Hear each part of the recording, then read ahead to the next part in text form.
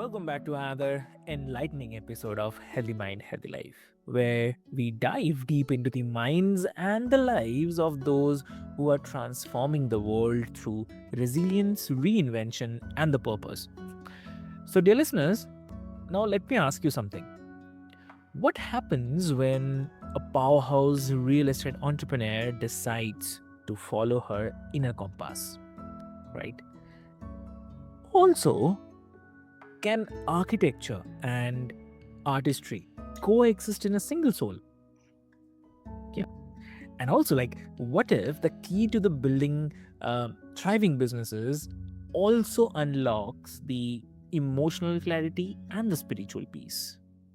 Yes, good to think, right? Well, today's guest is here to tell us exactly how she's done all of that and more.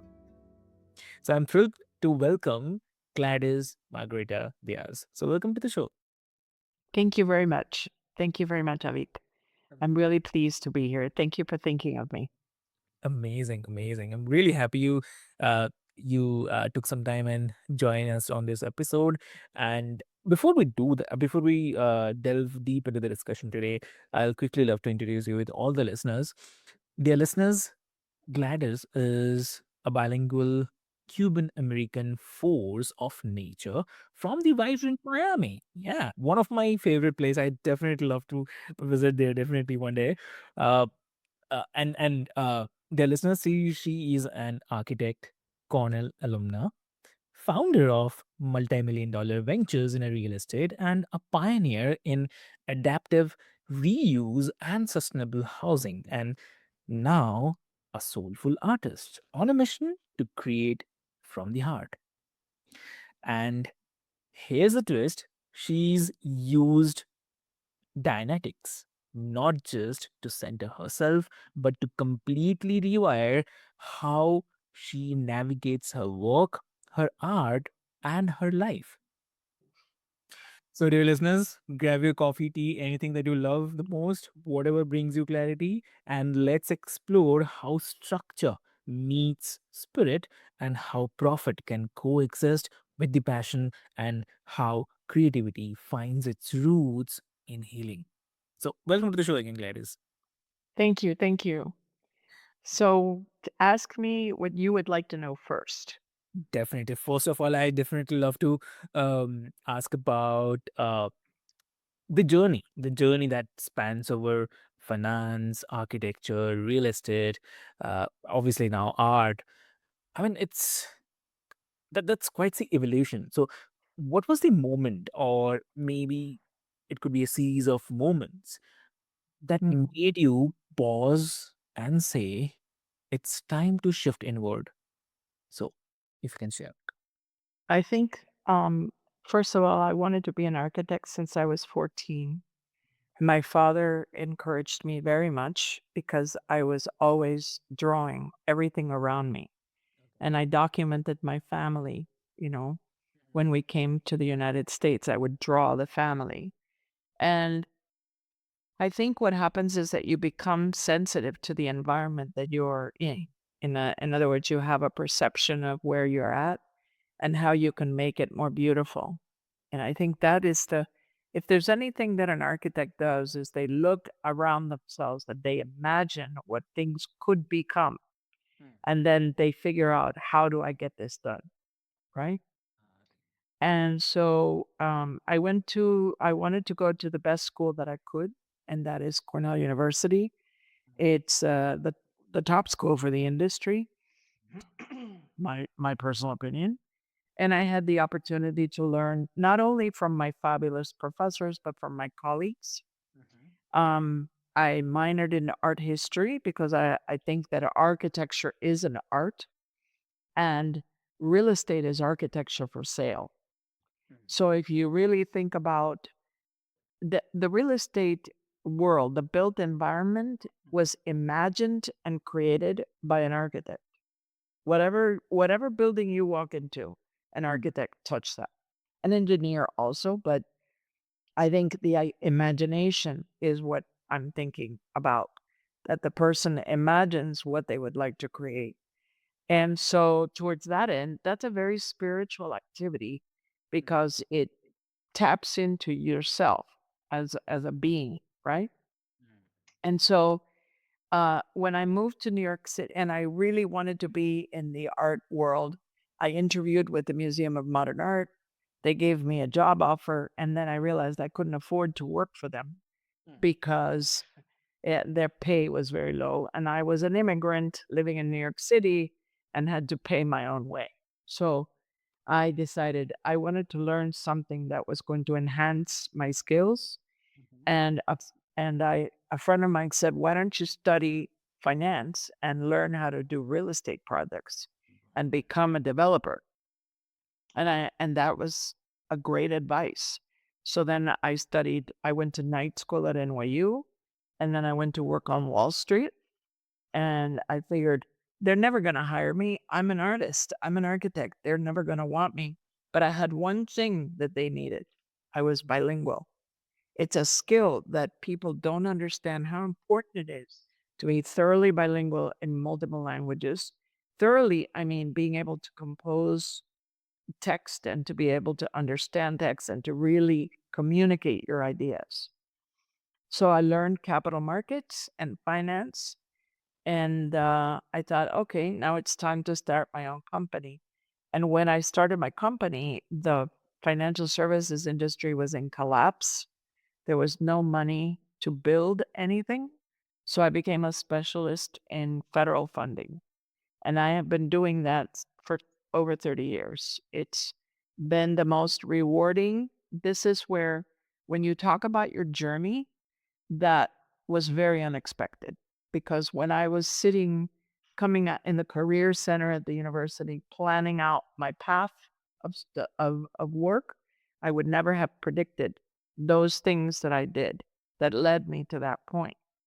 And so I'm very proud to say that I have integrated design criteria in affordable housing finance because the Housing Finance Authority of Miami-Dade County has created an architectural committee, and I'm the chair of that committee. And our committee reviews the design of the buildings that are being financed with federal money. So we approve the design, and then it goes to the underwriter for financing. And the reason is that we wanted to create buildings that fit into the urban fabric, that enhance the community that they are in, and that they always made community. And if you think about social housing, which is the term in Europe, it sometimes is very rigid and very not very aesthetic. And the idea is to imbue everything you do with aesthetics because that is a place that people can relate to very easily, no matter what. Beauty. right. So that is how I wound up doing what I do. And then I'll tell you my further journey Mhm, because um, I met another Cornell guy, okay. and I have always imagined that when I started my real estate brokerage company, Yeah. we realized our clients could not search for the properties visually. They always had the methodology, and you're a tech guy, you know what I'm thinking of, is Mm, very archaic technology. So I said, what if we could use computer vision and face recognition technology to identify property aesthetics? And you could search by the qualities that you like. mm, And my partner in the AI is a genius at data, and they have put together a team of guys that I mentioned earlier in the conversation. They're in India, and we have some tools that are the best for searching for a home, identifying the market, and figuring out what you're going to pay, mhm. and really documenting what it is that you want. So I'm very proud to say that I it come full circle, the whole idea of learning business, finance, architecture, and creating something that's a tool that helps people to search visually for their home. Got it. Got it. Yep. So I'm a co-founder of an AI company now. You never predict these things. Your like it's always about following what it speaks to you spiritually. You asked me that question earlier, and I think that it's about getting in touch with who you really are. Yeah, And, you know, that's my idea. exactly. That's really amazing, I'd say. Yeah, yeah. And uh, like um, you mentioned like how Dianetics helped guide the process. I mean that process. So what did that look like emotionally and mentally? I mean, I think I think what the tool of Dianetics is fantastic because it gives you an opportunity to get rid of those hidden voices in your head that you cannot do it, you're not good enough.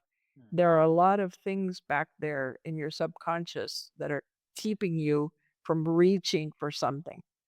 And though the processes and the study of Dynamics gave me the confidence and the tools to be able to get rid of all that and to really be myself and to be my confidence self and realize who I am and what I can do and what I'm capable of accomplishing it.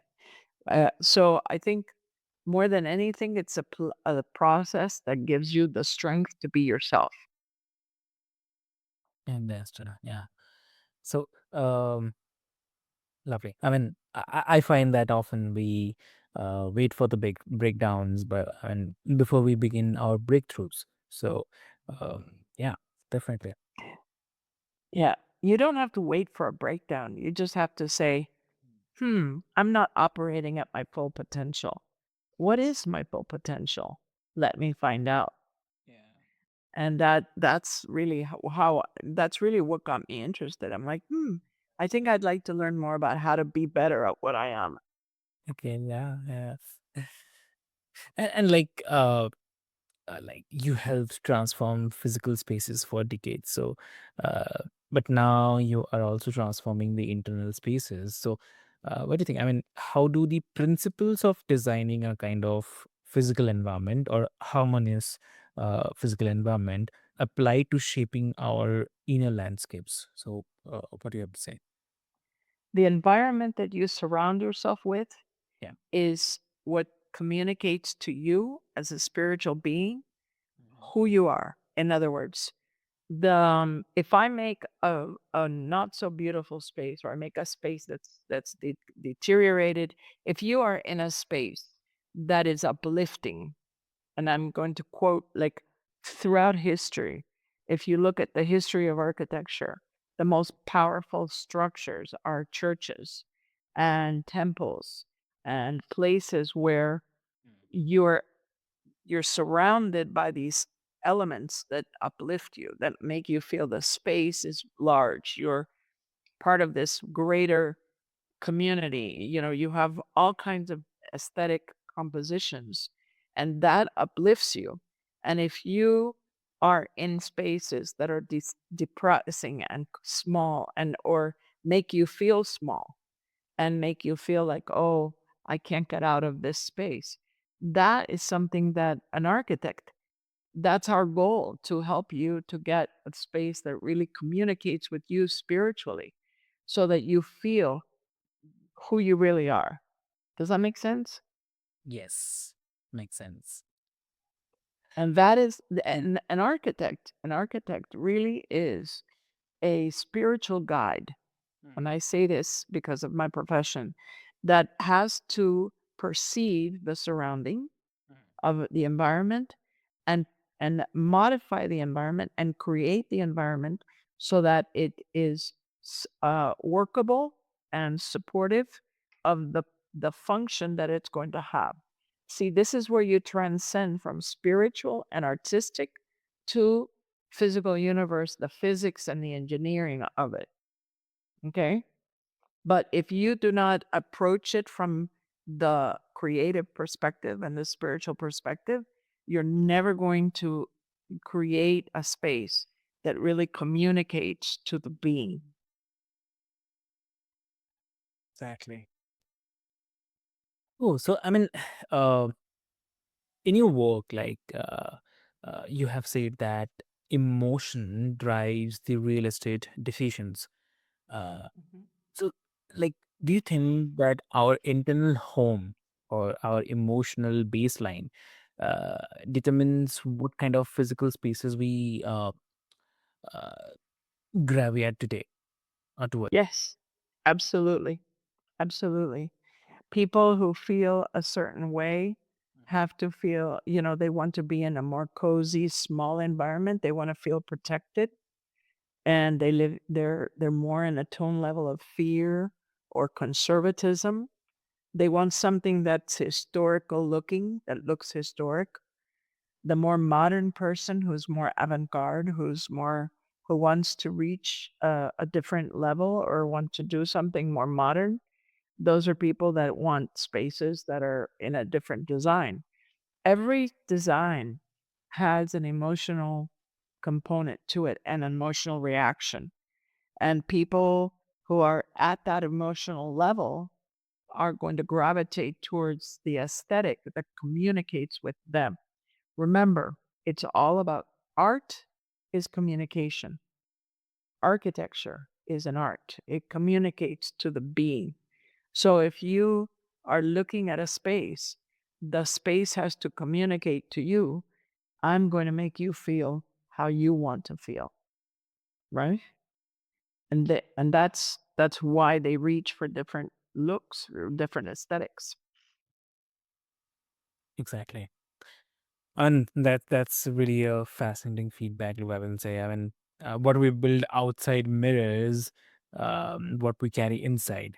So maybe healing both Mhm. is a part of greater design. Yeah, yeah. So now shifting from real estate mogul to artist, I mean, it's and definitely wow moment. That's a brave leap, I will say. So, uh, how did you allow yourself the permission to become an artist after years of being so deeply rooted in logic, numbers, structure? What do you say? Because if you really think about it, it's in my DNA. If you start your career designing things and studying architecture and studying architectural history and art history, it's part of the fabric of your personality. And if you decide to go into business and do certain things, that's fine. But at the end of the day, you always are and will be an artist. You do it for a living or you do it for your own satisfaction, or you do it to make things better for other people. But being an artist is something that every single one of us has inside. Everybody is an artist to some degree or another. Some people get more in touch with that aspect of themselves than others, but I don't think it's a big shift at all. I've never stopped being an artist. I've never stopped being creative. And I think that now the project that I'm working on, it's a development project that I did. I'm working with the museum to create an artist residency because I realized several years ago that artists need a space to live in and they need like an incubator space. You know how startups have incubators? Exactly. You know what I'm talking about. Let's say that you have the Y Combinator. Validators. Yeah. Yeah. Mm. So the Y Combinator of art. Yeah. So you create like an environment where artists can come and they can learn and they can do and they can have a place to live that they don't have to worry for several months while they get their career going. That's the idea, the incubator idea. So it's not really that far from business. Mm. It's actually how to use business knowledge to enhance the lives of artists because it's not just me, but other people that are creative. Because, one of the best things about being a creative person is you can afford to admire other artists, Mm. you know? Exactly. Hmm. And wow, lovely. I mean, that's it's interesting. Definitely, it's interesting. But before I say that, like, what does art give you that uh, that business never could? I mean, if you can share. Um, I think it's about feeling, about emotion, art that communicates, that makes you like, wow, you walk into it. Think about walking into a beautiful space like a church. Every time you walk into a beautiful space, that makes you feel like, ah, I'm here. Oh, wow. You know, that it's uplifting. It makes you more serene. It gives you calm. It has many different emotional effects on different people. For me, being in an aesthetic environment is super important because it makes me feel like, ah, wow, isn't this beautiful? Right? Mm. Yeah, exactly. And you enjoy the beauty. You enjoy like being in the space. Exactly. So Very true. Definitely. And like, I mean, as I was mentioning, it's really interesting. Like both entrepreneurship and artistry uh, requires the immense vulnerability, and but art doesn't hide behind the ROI, so it demands that what we show up raw. So that is definitely the best part, which I feel. Yeah, yeah, and that's why you need to be confident in what you're saying and doing. Is since art is communication, you have to be confident that your communication is important and that if someone can't accept it or admire it, well, that's their challenge, not yours. Criticism. Artists always pull in a lot, attract criticism and stuff like that. But usually the people who criticize, they're either uninformed or they're people who are unhappy in their own soul and they want to make you unhappy.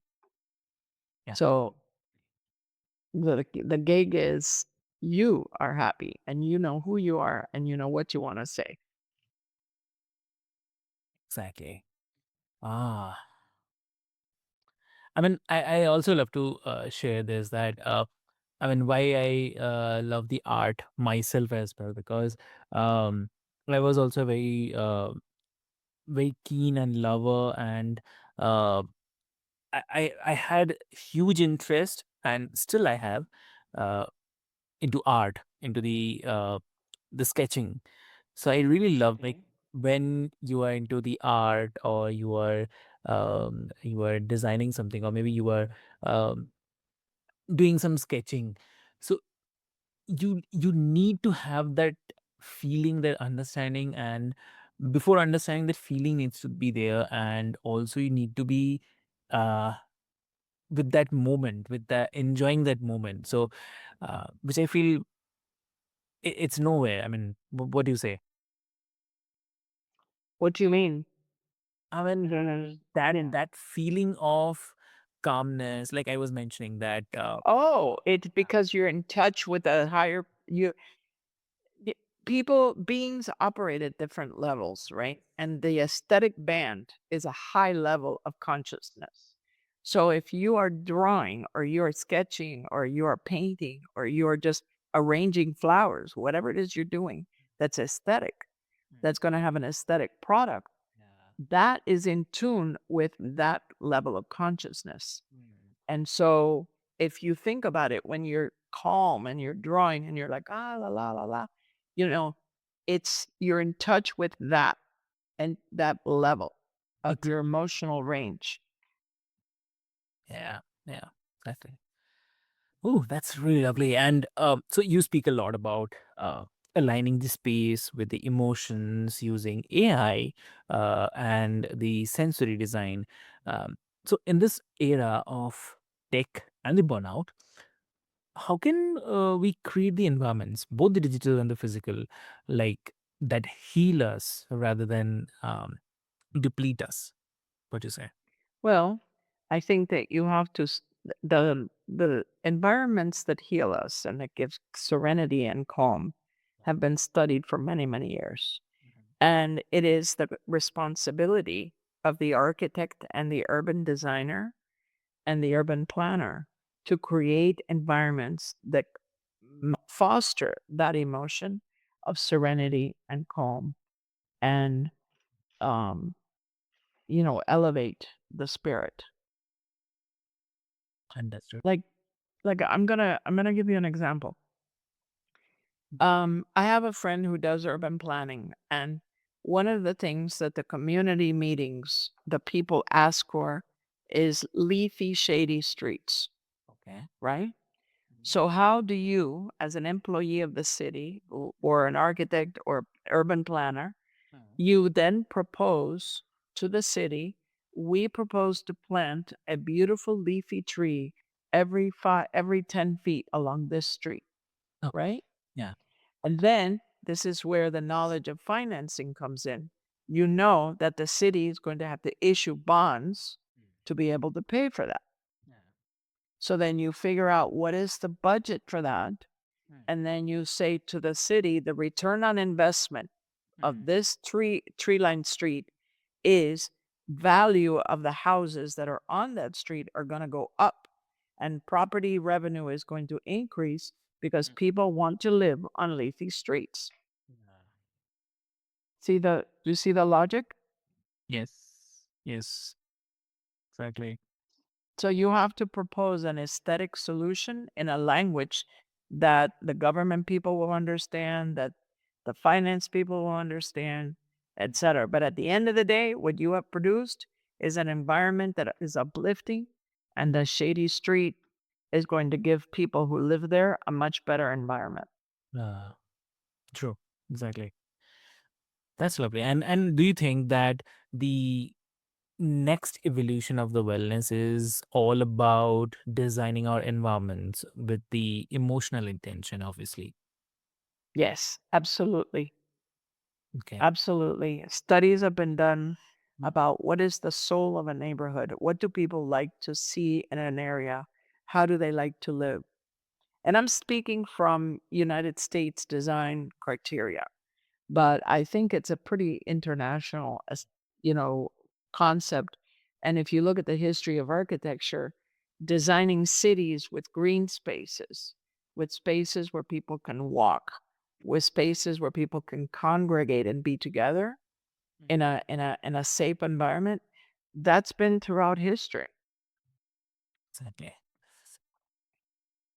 And that's really amazing. I mean, maybe that's the new frontier, like therapeutic architecture, but not just for the hospitals or the spas, but for the homes, offices, classrooms, everywhere. I mean, um, you are ahead of the curve. So, yeah, exactly. So, uh, yeah, and I'm really feeling deeply inspired and seen, Gladys. I mean, uh, you reminded us that success is not only about climbing those ladders that we always talk about, but it's all about uh, reinventing those ladders, painting it, uh, and sometimes just dancing right off it. So, Well, I'm going to give you a thing that I consider to be one of my greatest successes in life. okay. And to me, that's my legacy. Oh. Is that I have been serving on the board of the Architectural Review Board of the Housing Authority for over 25 years. Oh. And I am very proud to say that the design of housing for working people Mm. has changed radically and is really very, very beautiful right now. Mm. And the buildings that are being built by the developers are aesthetically the same as if it were luxury housing. They look very nice Mm. and they create community and they have beautiful amenities. And it's a very dignified and classy place to live, Mhm. no matter what you do for a living, right? Okay. Yeah. And I'm proud to say that I have changed that Mm. environment so that now people who work have beautiful environments to live Mm. and that and I'm talking about thousands and thousands of units, not just 50 units. This is a lot, a big inventory over many years. Mm. And I think that to me, that is my reward to see how beautiful the buildings are. They're very well maintained Mm. and that people love living in them. That's the mark of success for an architect. Exactly. you know? Yeah. I didn't get paid for it. Oh. I did it as a volunteer, Uh-huh. but it's that the exchange, spiritual exchange is also very powerful. Yes. I can say I did that. I produced that effect. And that is what, you know, you have to search for your own reward. What's going to really resonate with your soul and what you like to do, and see how what a positive effect you can create in humanity. Exactly. That's the I would say that's the uh greatest satisfaction, I would say. I mean, if I mean one can ever have. I mean, what you love, you're doing it, and you are getting appreciated for that. I mean, that's all. So that's the great part of it. Yeah. Yep. So, dear listeners, as you heard Gladys, her journey proves that we can be both structured and soft, strategic and soulful. So we can build uh, these skyscrapers and also sketch the sunsets as well. And so Gladys, like if someone wants to connect with you, what would be the best medium to connect? I think LinkedIn is where a lot of people can find me. My identity is my name, Gladys Margarita Diaz, and my married name is Jordan. I use all of the names, Okay. and I'm very easy to find, and you can always write to me, Mhm. and I always write back. And you can, but please mention I heard you on Avik's podcast, so that I know how you came to me. Okay. Exactly. Perfect. Lovely. So, dear listeners, I'll mention everything into the show notes. And please do not forget to mention that you heard our shows and you take my name also, a week's podcast. And do reach out to her. You will love the most. And I have to say that if this episode spoke to you, share it with someone who's navigating their own transition. And at the same time, remember, like healing does not mean leaving behind who you are or who you were. It it means bringing all of you forward on purpose. So, with this hope, until next time, stay grounded, stay open, and as always, keep creating the life your mind and heart agree on. So, this is your host Avik signing off from Healthy Mind, Healthy Life. Till then, be happy and stay with smile. Thank you so much.